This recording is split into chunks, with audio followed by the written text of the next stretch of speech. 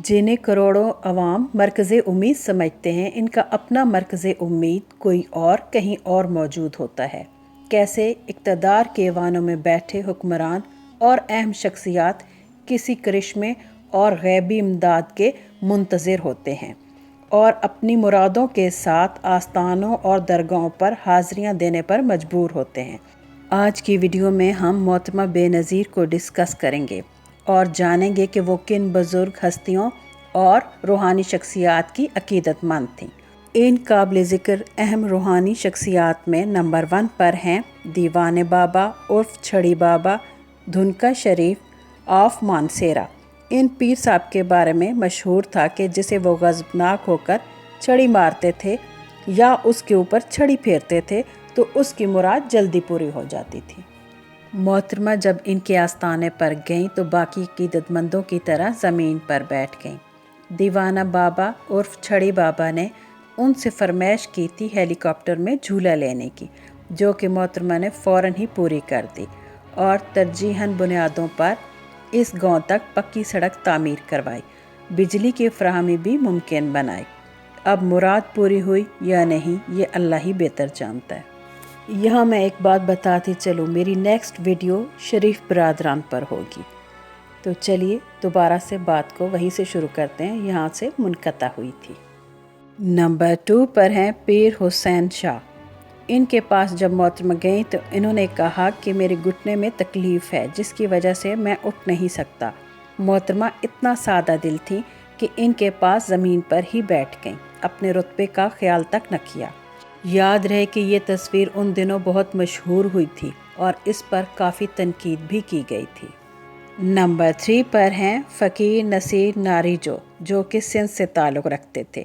गुल मोहम्मद गार्ड, जो कि भुट्टो साहब के साथ भी जमन फ़कीर या जुमा फ़कीर के आस्थाने पर जाया करते थे, वो बताते हैं जब भी मोहतरमा को सिंध आने का इत्तफ़ाक़ होता था तो वो ज़रूर फ़कीर नसीर नारिजो के आस्थाने पर हाज़िरी देने जाती थी। मोहतरमा बेनज़ीर भुट्टो मुख्तलिफ़ दरगाहों पर हाज़िरी दिया करती थी और रूहानी शख्सियात से भी मुलाकातें करती थी।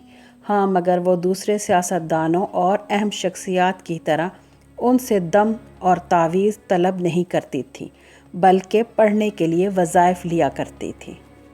नंबर 4 पर है मुल्तानी बाबा। अंजुम नियाज़ सहाफ़ी, उनके मुताबिक मोहतरमा बेनज़ीर भुट्टो चक शहजाद में मुल्तानी बाबा की दरगाह या उनके आस्थाने पर भी जाया करती थी। वो इतनी सादा लो इंसान थी कि फ़कीर के सामने ज़मीन पर भी बैठ जाती थी।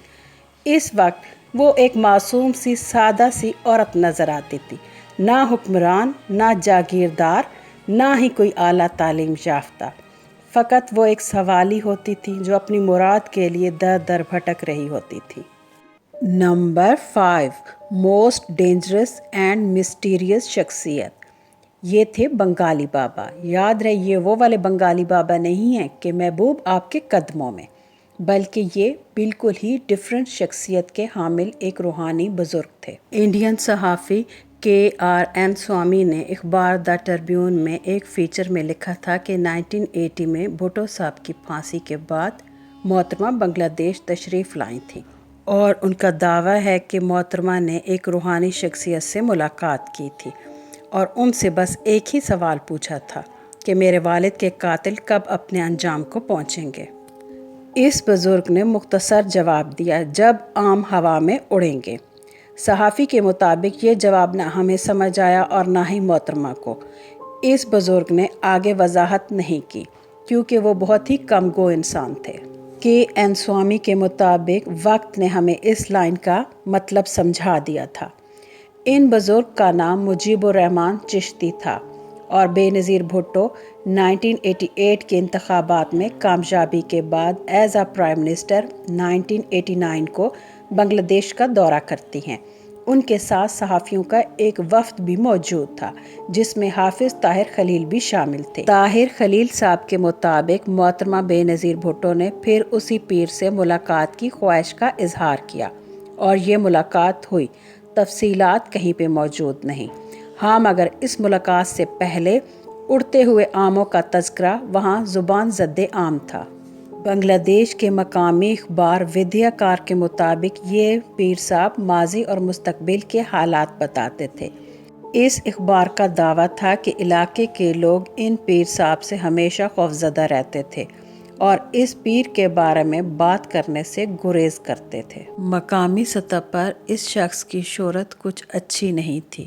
لوگ اسے ایک پراسرار ہستی کے طور پر جانتے تھے۔